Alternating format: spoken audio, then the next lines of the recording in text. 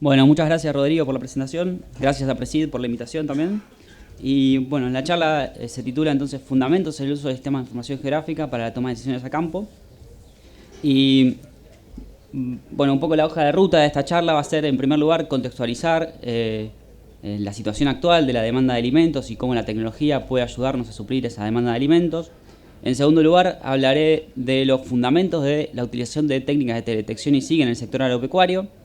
En la tercera instancia voy a hablar de las oportunidades actuales que se están dando para que la implementación de teledetección y SIG esté creciendo y es muy promisorio también su crecimiento futuro.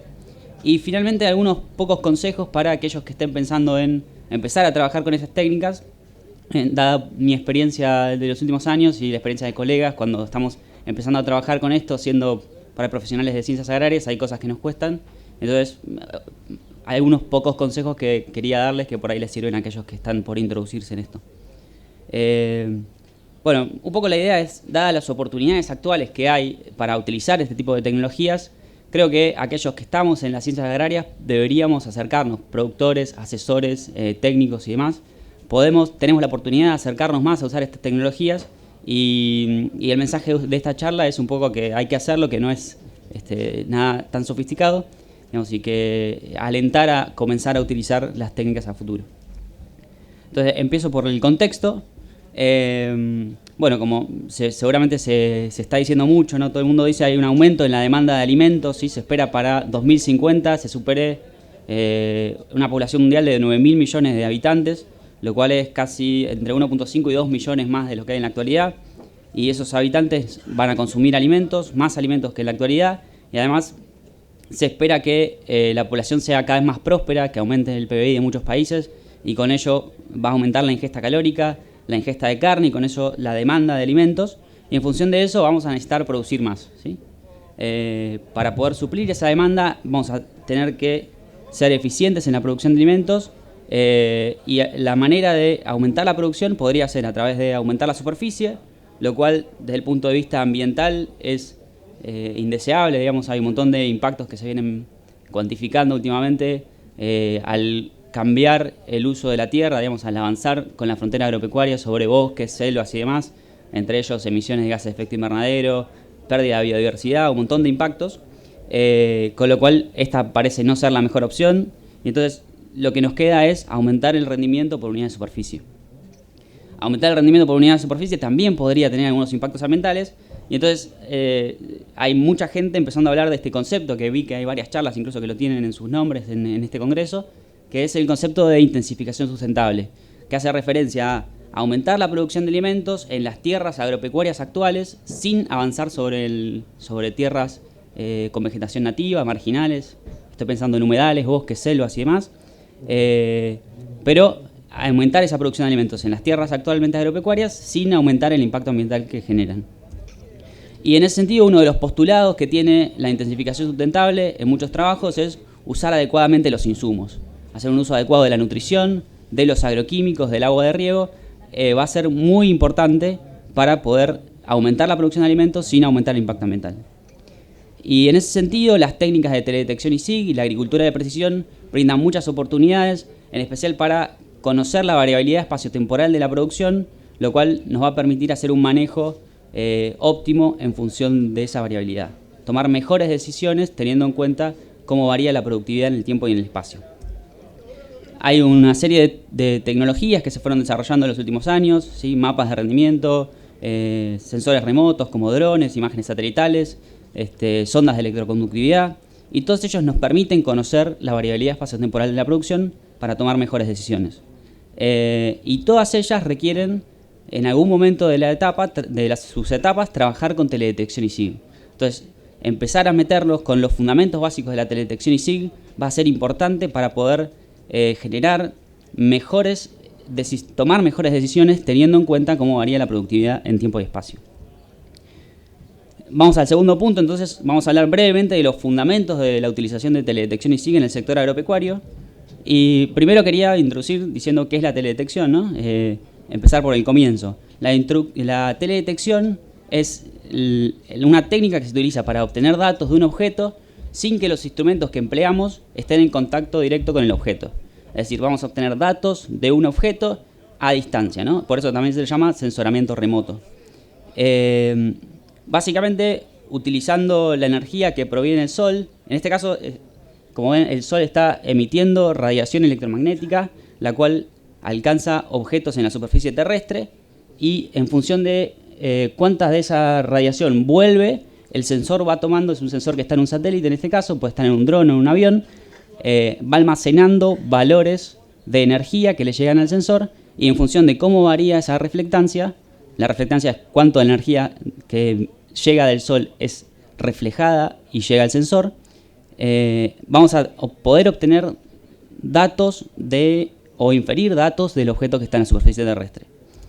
Por ejemplo, esto es una figura, ¿no?, de la reflectancia en distintas longitudes de onda, y la curva que está arriba, ¿sí?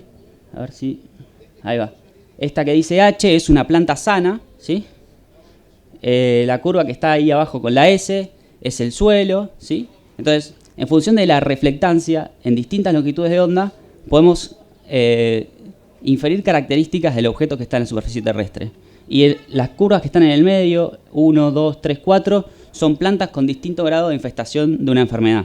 Entonces, estando a kilómetros de distancia de un objeto, si nosotros conocemos cómo varían estas curvas, cómo varía la reflectancia en distintas longitudes de onda, podemos inferir características del objeto que está sobre la superficie terrestre. Esta es la potencia que nos da trabajar con teledetección, ya sea con satélites o con drones, ¿no?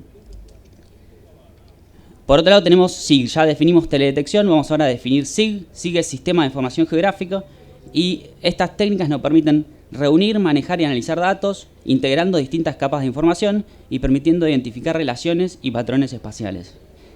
Los sistemas de información geográfica son básicamente grandes bases de datos con referencias espaciales, es decir, georreferenciadas, que nos permiten entonces cruzar distintas capas de información para realizar análisis teniendo en cuenta su ubicación y poder tomar decisiones.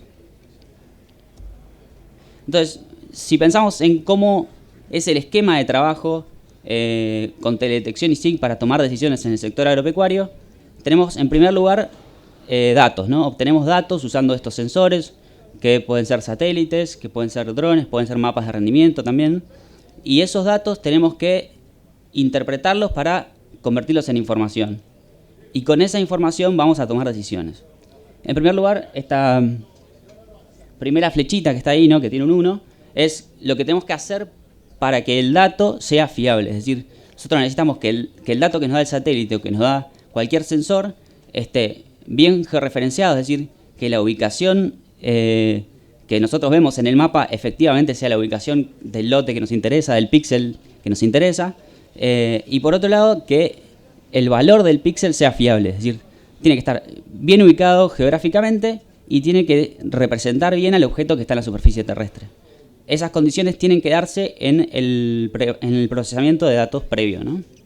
Estos mapas o datos que vamos a usar como insumos para después convertir en información y para tomar decisiones, entonces vamos a tener que hacer un procesamiento previo usando técnicas de teledetección y SIG, y estas técnicas son las que nos permiten, por ejemplo, realizar la corrección de un mapa de rendimiento al filtrar puntos que tienen datos de rendimiento que no representan bien el sector del lote en el que están, por cambios de velocidad en la cosechadora o por haber cosechado por ahí con una parte incompleta de la plataforma.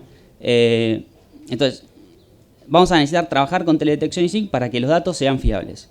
En una segunda instancia, para transformar los datos en información, vamos a tener que describir y explicar la variación espacio-temporal de los recursos naturales en función de los datos que tenemos. Imagínense que tenemos un mapa de NDVI, ¿no? Ese mapa de NDVI nosotros tenemos que interpretarlo de manera tal de poder inferir cuestiones que tienen que ver con la variabilidad del suelo, con la variabilidad de la producción, de manera tal de no quedarnos en el dato de NDVI, sino quedarnos en un dato agronómico en que nos sirva para tomar una decisión. Y entonces en esta segunda instancia, no solamente vamos a tener que trabajar con técnicas de teledetección y SIG como en la primera, sino que también vamos a tener que introducirnos en la agronomía. Pero también nos va a servir la teledetección y el SIG, dado que cruzar datos, realizar análisis y demás nos va a ayudar mucho para tomar una mejor decisión. O realizar una mejor interpretación, ¿no? Y en una tercera instancia, ya sí, pesa más la valoración agronómica, ¿no? Ya teniendo, por ejemplo, un mapa donde pudimos identificar situaciones distintas en el lote y explicar por qué se dan esas situaciones distintas, luego tenemos que tomar una decisión y entonces nos sirve el conocimiento agronómico en función de realizar un muestreo de suelo para poder tomar una decisión o realizar un ensayo para decidir de una manera mejor el manejo óptimo de cada ambiente. Entonces, en esta tercera instancia, ¿sí?, la agronomía es más importante que la teledetección. Pero en todo el proceso, digamos, hay como dos técnicos que están trabajando, ¿no? Puse ahí como un técnico en teledetección y SIG, y esto sería como una especie de granjero de Texas, que vendría a representar el que toma una decisión finalmente en el campo. Entonces, si estas dos personas son, digamos, el que hace el mapa, el que trabaja con teledetección y SIG, no tiene ningún conocimiento agronómico, posiblemente el mapa no represente bien la realidad, y si el que toma la decisión no sabe nada de teledetección y SIG, no va a saber bien cómo se generó el mapa, y va a tomar una decisión que probablemente no sea óptima, o directamente no va a implementar el sistema. Entonces, me parece que es un momento en el que, teniendo en cuenta las oportunidades de las que voy a hablar a continuación, tanto los agrónomos, los técnicos que trabajamos en el campo, nos podemos acercar a la agronomía, a la teledetección, para tomar mejores decisiones y también para retroalimentar los mapas que se van generando por parte de los técnicos que están en su oficina, como este señor. Entonces, el tercer punto es hablar de algunas oportunidades para implementar técnicas de teledetección y SIG en el agro, y espero que esto siga avanzando a futuro. La tecnología cambia muy rápidamente y eso facilita la implementación entonces o el uso de técnicas de teledetección y SIG en el agro. Bueno, en primer lugar, la gran disponibilidad de sensores y de imágenes satelitales que hay en la actualidad. Hace unos años conseguir una imagen satelital no era tan fácil como ahora. Ahora uno se sienta, entra en un repositorio y puede descargar una gran cantidad de imágenes satelitales provenientes de distintos sensores. Las imágenes de Landsat, por ejemplo, son por ahí las más famosas, que hace años están dando vueltas y que por su resolución espacial, que es de 30 metros, es decir, el tamaño de píxeles de 30 metros, nos permite obtener cierta información de la variabilidad espacial de la productividad. A su vez, cada 16 días vamos a tener una imagen Landsat y es completamente gratuita y se puede descargar muy fácilmente de unas páginas web de repositorios de agencias espaciales, ¿no? Que en este caso es el repositorio de la USGS, que es el Servicio Geológico de Estados Unidos. Hace unos años también tenemos la misión Sentinel, que es de la Agencia Espacial Europea y que tiene una resolución espacial mayor, digamos, en realidad con más detalle, ¿no?, de 10 metros para algunas bandas y una capacidad de revisita de 5 días. Es decir, cada 5 días vamos a tener datos de nuestro lote a 10 metros y de una forma gratuita, disponible en la web, fácilmente descargable. Y a su vez podemos complementar el dato de Landsat con el de Sentinel, con lo cual, digamos, se suman, o sea, la capacidad de monitorear un cultivo, por ejemplo, usando las dos imágenes, es bastante buena. Sumando la capacidad de revisita de 5 y 16 días, vamos a tener imágenes muy frecuentes. Hay también una serie de imágenes que son pagas, digamos, que no son como estas por agencias espaciales públicas, sino privadas. Y entre ellas quería mencionar a estas dos, que son nanosatélites. Son satélites muy pequeños que se están lanzando. Creo que mucho de lo que viene a futuro tiene que ver con esto, ¿no? En vez de grandes misiones espaciales que lanzan satélites enormes, estos son satélites muy pequeños y se lanzan de a montones. Entonces están todos esos orbitando la Tierra, lo cual permite, primero, que sea mucho más barato, con lo cual pueden lanzar más satélites, pero por otro lado, tener mucha capacidad de medir frecuentemente con muy buena revisita y a una resolución espacial muy adecuada. Y en ese caso, Planet, por ejemplo, tiene unos satélites que los denomina Dove, son como palomas, unos microsatélites chiquitos, que tienen la capacidad de medir a 3 metros de tamaño de píxel o 5 metros y de manera diaria. Entonces genera una cantidad de datos que no tiene precedente, ¿no? Y uno puede entrar, en este caso no es gratis, si bien tiene algunos convenios con investigadores, por ejemplo, digamos, se puede acceder a una cantidad limitada de información si uno es investigador o trabaja en una universidad o demás. Pero es impresionante que tiene muy buena resolución espacial y tenemos datos casi todos los días. y eso ya está disponible. Y por otro lado hay una empresa argentina que por ahí la escucharon nombrar, que se llama Satellogic, que lanzó estos satélites que se llaman Fresco y Batata o Milanesat, capaz alguno la escuchó nombrar, y que tiene esta misma lógica, ¿no? Son satélites pequeños que van a medir a 1 metro de resolución espacial y de manera semanal, que también es bastante, ¿no? Y por otro lado, los drones ya son una realidad, digamos, hace unos años decíamos, hay una oportunidad en trabajar con drones y hoy en día hay mucho desarrollo, y en este caso la resolución espacial es inclusive mayor, y el usuario define en qué momento quiere hacer una medición, ¿no? La segunda oportunidad es el software libre. También hace unos años el software era pago, no era barato, y en la actualidad hay programas como el QGIS, que lo habrán oído nombrar supongo, que es un sistema de información geográfica libre y de código abierto. Entonces, así como descargamos imágenes libres, podemos descargar el software libre para abrir esas imágenes y empezar a mirar imágenes satelitales sin levantarnos de nuestro escritorio, digamos, y sin tener que hacer nada sofisticado. Es un programa que se viene desarrollando hace varios años, de código abierto, tiene un montón de desarrolladores en el mundo que van creando extensiones para hacer distintas cosas. Es muy interesante y les recomiendo que si no lo descargaron, lo hagan. El tercer punto que veo como oportunidad son las capacidades informáticas. También hoy en día, digamos, tenemos acceso a computadoras de escritorio que nos permiten procesar un gran volumen de información y no son caras como solían ser hace un tiempo. Tenemos un montón de digamos, celulares, tablets, notebooks que podemos llevar al campo y trabajar ahí. Así que veo que en las capacidades informáticas hay una oportunidad grande con precios que están disminuyendo constantemente y que sus capacidades van mejorando, ¿no? Lo cuarto es la capacitación profesional. Hace unos años eran pocos los que trabajaban con teledetección y SIG y menos en el sector agropecuario, y hoy en día, por ejemplo, muchas facultades están incorporando en sus currículas materias de teledetección y SIG obligatorias, optativas. Hay también dentro del mundo académico un montón de talleres, programas, cursos de posgrado, cursos de actualización, y además hay mucha información online, ¿no? Hay mucho disponible en foros, en tutoriales, en videos de YouTube. Yo aprendí muchísimo navegando en la web y encontrando tutoriales, y creo que todos los que trabajamos en estas cosas siempre nos encontramos con que para actualizarnos tenemos que hacerlo por foros o cursos online.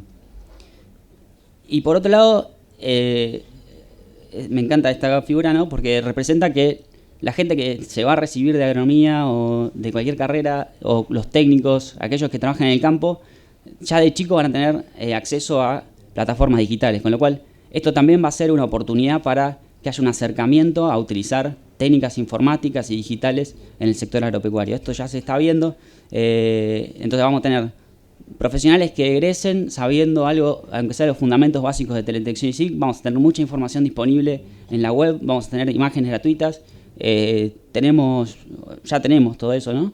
Tenemos también programas gratuitos, con lo cual estas son oportunidades grandes para meterse en esto. Por otro lado, esto que hablaba de la integración, ¿no? De cómo el técnico y el usuario final por ahí pueden ser la misma persona o pueden interactuar mejor, y eso sin duda va a ayudar a la implementación, a una mejor implementación de estas técnicas, con la retroalimentación de todo el esquema de trabajo. Y finalmente aparecen hace algunos años plataformas de procesamiento en la nube que también están revolucionando de alguna manera el trabajo con teledetección y SIG. Son plataformas bastante revolucionarias porque tienen todo disponible en internet. Digamos, ya no hay que descargar imágenes, no hay que preprocesarlas, no hay que hacer nada de lo que hacíamos antes, descargar, cortar y qué sé yo, sino que está todo disponible ahí en internet y uno simplemente lo utiliza. Está esta plataforma que se llama Google Earth Engine, que se está usando mucho. Aquellos que trabajan en teledetección están todos migrando a esta plataforma, porque nos permite, por ejemplo, si nosotros antes teníamos que hacer un análisis temporal que incluya, no sé, 10 años de información o de datos, teníamos que descargar 1 millón de imágenes satelitales, procesarlas, cortarlas y demás, y hoy en día simplemente están ahí para que uno las use y se baje el producto final.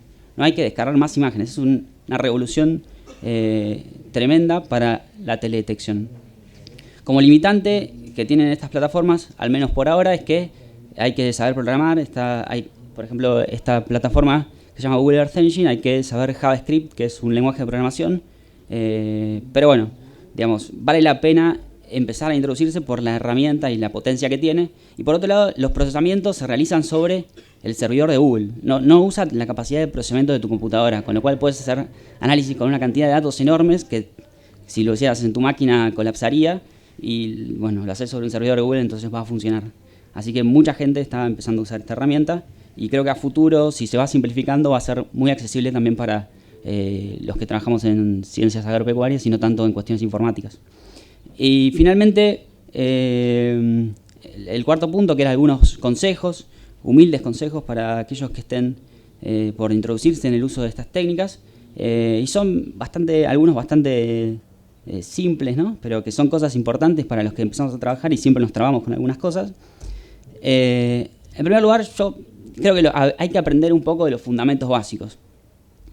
Bueno, hay foros, hay videos, hay documentación en internet, pero las cosas van cambiando muy rápidamente y si uno no tiene una noción de los fundamentos básicos, es difícil adaptarse a esos cambios, ¿no?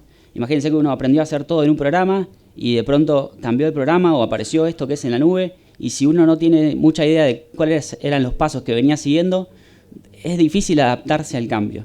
Y en ese sentido, por ejemplo, si bien hubo un montón de cambios tecnológicos en el último tiempo, este libro, que es uno de los primeros libros que se escribió en español de teledetección, que es de 1990, sigue siendo súper válido para la mayoría de las cosas que hacemos. Cambió la manera de hacerlos, pero el fundamento detrás sigue siendo válido. Así que recomiendo que los que van a empezar a trabajar con esto se introduzcan desde los fundamentos, y eso ayuda.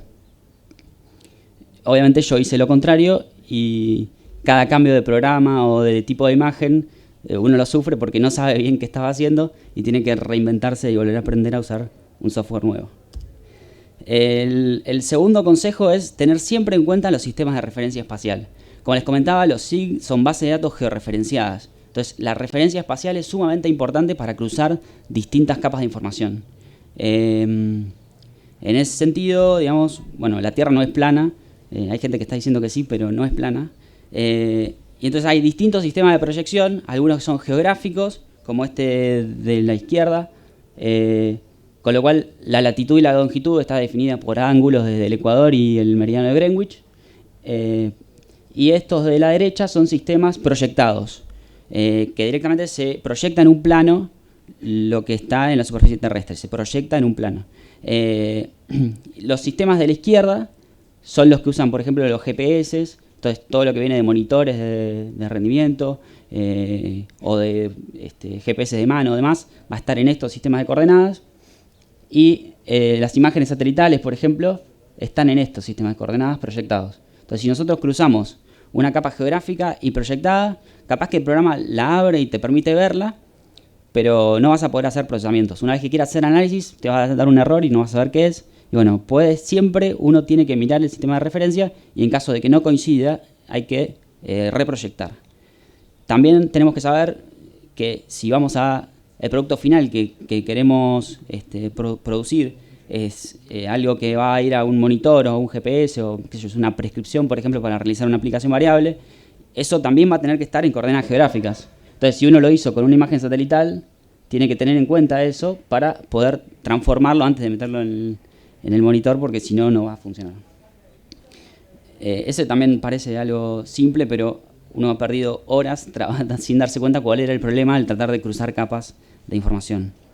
¿Cómo decidir qué sensor utilizar al trabajar con imágenes satelitales? Bueno, siempre en función de los objetivos. Como les contaba, hay varias imágenes con distinta resolución espacial, distinta resolución temporal, es decir, frecuencia de revisita y distinto costo. Y entonces, en función de la escala de trabajo, por ejemplo, podemos definir la resolución espacial. Si vamos a trabajar en un lote, capaz que nos sirve un tamaño de píxel de 10 metros o menor. Si vamos a trabajar a una escala de partido, tenemos que pensar capaz en 30 metros o más. Si vamos a trabajar a escala de continente, tenemos que pensar en 1 kilómetro. No tiene sentido hacer un análisis a escala mundial a 1 metro de píxel porque va a ser inentendible, va a ser una cantidad de datos impresionante, no vamos a poder abrir ni procesar con nada. Así que siempre hay que pensar la escala antes de empezar a trabajar y descargar imágenes. Y hay que pensar también en la frecuencia de revisita en función de nuestro objetivo. Si nosotros queremos hacer un monitoreo, vamos a tener que pensar cada cuánto pasa el satélite. Vamos a tener que tener en cuenta la nubosidad, porque si bien esto dice que cada 16 días vamos a tener una imagen Landsat, en realidad si hay nubes no vamos a ver nada. Entonces, nosotros queríamos agarrar algún periodo en particular del cultivo y justo hubo nubosidad, no vamos a ver nada. Entonces, capaz que usar una imagen con mayor frecuencia de revisita hace que en el periodo que necesitemos tener imágenes podamos tenerlas. Por otro lado, el costo, ¿no? Depende del tipo de proyecto, van a tener que pensar el costo, eso es bastante obvio, ¿no? Y otra cosa a tener en cuenta es la resolución espectral. Digamos, los satélites miden, los sensores que están en los satélites o en los drones o demás, miden en determinadas longitudes de onda. Entonces, por ejemplo, para diferenciar plantas sanas de plantas enfermas y de suelo, esta longitud de onda que está acá, la primera, si tenemos una banda en esa longitud de onda, vamos a poder hacer una diferenciación bastante correcta. En cambio, si vamos a mirar en esta segunda, solo vamos a poder separar suelo de vegetación sana, pero no vamos a poder saber, por ejemplo, el grado de infestación de la enfermedad. Estas cosas también hay que tenerlas en cuenta a la hora de empezar a diseñar un esquema de trabajo.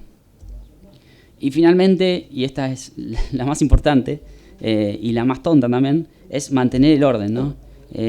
Al trabajar con una gran cantidad de datos, vamos a tener que ser lo más prolijos posibles, ser sistemáticos en el uso de nombres, usar nombres cortos de archivos, no usar símbolos en los archivos porque los programas no quieren que use símbolos y tiran errores.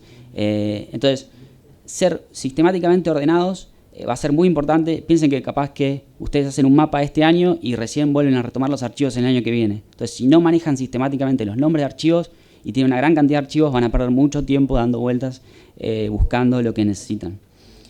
Hay también ahora herramientas que son bases de datos, programas que se usan para manejar de mejor manera el ordenamiento de los datos, que también son recomendables y gratuitos. PostGIS, por ejemplo, capaz escucharon hablar, que son bases de datos que nos permiten gestionar las distintas capas de información y suelen ser bastante útiles para aquellos que trabajan con grandes volúmenes, ¿no? Bueno, y eso es todo. Muchas gracias por escucharme y estamos para preguntas. Gracias, Sebastián. Abrimos el espacio de preguntas. Recuerden, levantando la mano y le acercamos el micrófono.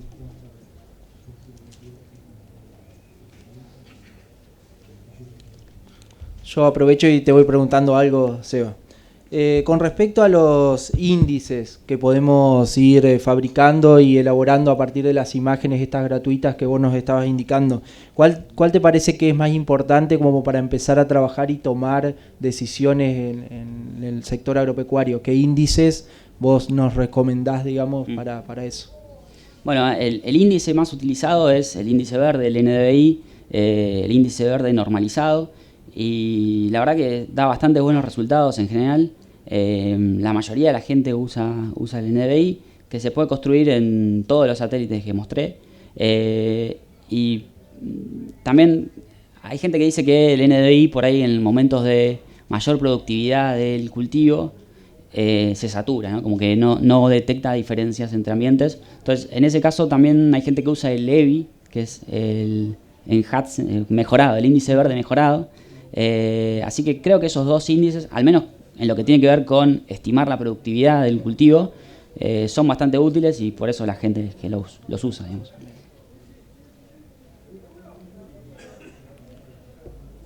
Aprovecho mientras te hago otra pregunta. ¿Cómo funcionan los índices que reflejan humedad del suelo? ¿Se pueden calibrar bien? ¿Sirven para tomar decisiones? Bueno, es un tema bastante importante.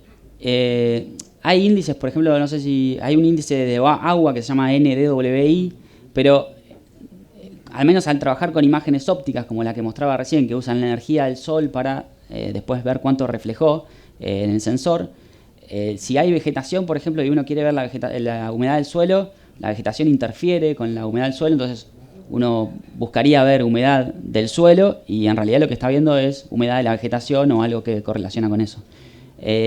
Hay otros tipos de satélites que se llaman satélites radar.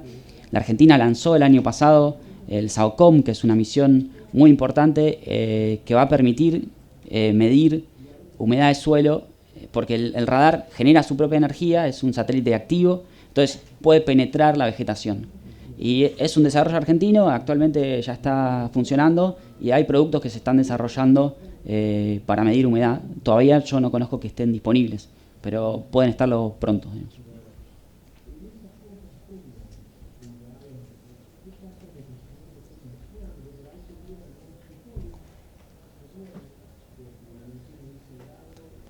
Te hago otra consultita, aprovecho. ¿Se puede crear a partir de las imágenes del espectro visible que hoy generan la mayoría de los drones que son más convencionales? ¿Se puede generar algún índice o solamente sirven para tener imágenes? Si nosotros trabajamos con una cámara sola de espectro visible, no vamos a poder generar índices, pero sí vamos a poder darnos una idea de cuál es la productividad de la vegetación.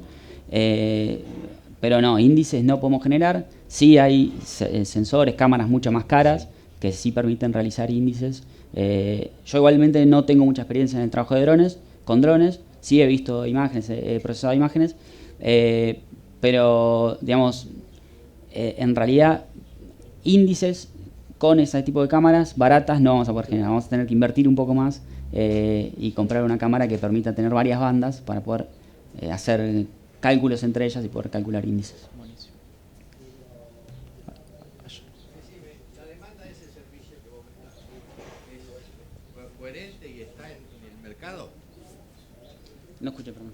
La demanda de ese servicio que ustedes venden, Sí. ¿está en el mercado ya disponible y te la demandan? Yo no brindo ningún servicio, yo estoy trabajando ahora en el INTA, en la Facultad de Agronomía, pero sí hay un montón de empresas, de asesores privados que brindan servicios aprovechando imágenes, este tipo de imágenes. Hay plataformas que se usan que hacen procesamientos rápidos para que el productor pueda, sin necesidad de descargar la imagen, de trabajar con algún programa o descargar un programa, pueda abrir y hacer una visualización. Hay un montón de gente trabajando en la temática y bueno, espero que a futuro siga aumentando, ¿no? Pero sí, hay mucha gente que brinda servicios con esto, un montón de empresas. Buenas, ¿cómo estás?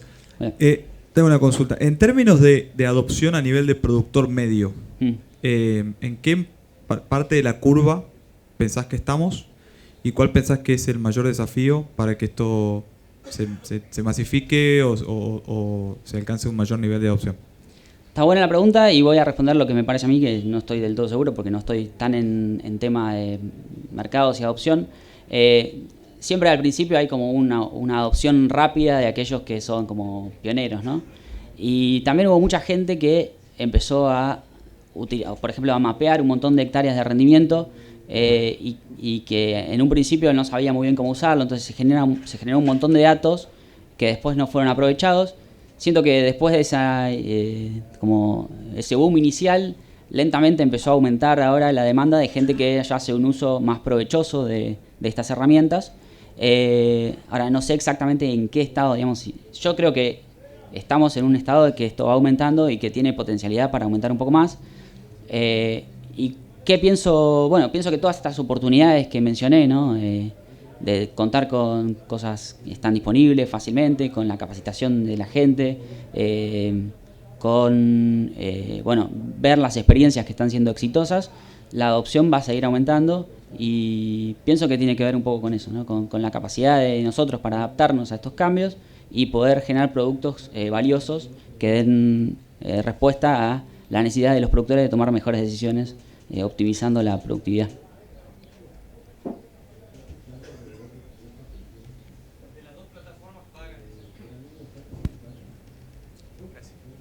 ¿Qué tal? ¿Cómo estás? De las dos plataformas pagas que mencionaste, ¿recomendás alguna en particular? Yo utilizo la del Sentinel Hub, que está buena, es gratis, pero la definición no es muy buena y el índice NDVI que vos mencionás se satura cuando está el cultivo ya cuando cierra el surco. Sí. Entonces no te dice nada, no puedes ver. Bueno, podrías, en principio, probando con Sentinel, tratar de calcular el índice EBI o algún otro índice, a ver si te da una mejor Pero baja más la correlación. definición, no es de 10 metros en ese caso, ¿no? No, creo que podés calcularla con una banda a 10 metros, sí. Sí, se puede. ¿Y de las dos plataformas pagas, sabes cuál es el costo aproximado? ¿O cuál No sé el recomendás? costo, sí he usado, tengo como una especie de usuario académico de Planet, que es la de arriba. De Satellogic no he visto ninguna imagen, de Planet sí, y la verdad que están muy buenas en cuanto a definición. Ahora, eso de que se sature el NDVI te va a pasar también seguramente porque las bandas que usan son las mismas. Entonces, te va a mejorar la resolución espacial, te va a mejorar la frecuencia de revisita, pero te va a salir caro y no sé si, supongo que se te va a saturar igual porque las bandas son idénticas, son muy parecidas, ¿no? Digamos, vas a hacer el índice de NDVI con infrarrojo cercano y rojo de las dos, con las dos plataformas, con lo cual no creo que haya diferencias en el nivel de saturación. No sé si eso responde un poco a tu consulta.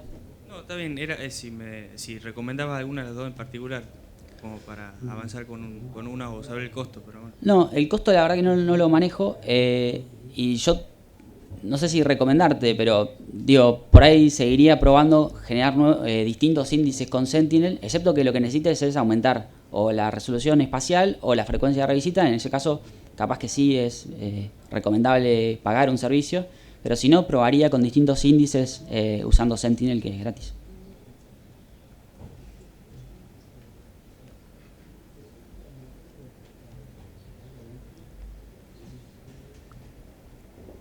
Bueno, si no hay ninguna otra pregunta, agradecemos a Sebastián y muchas gracias a ustedes por participar de este taller.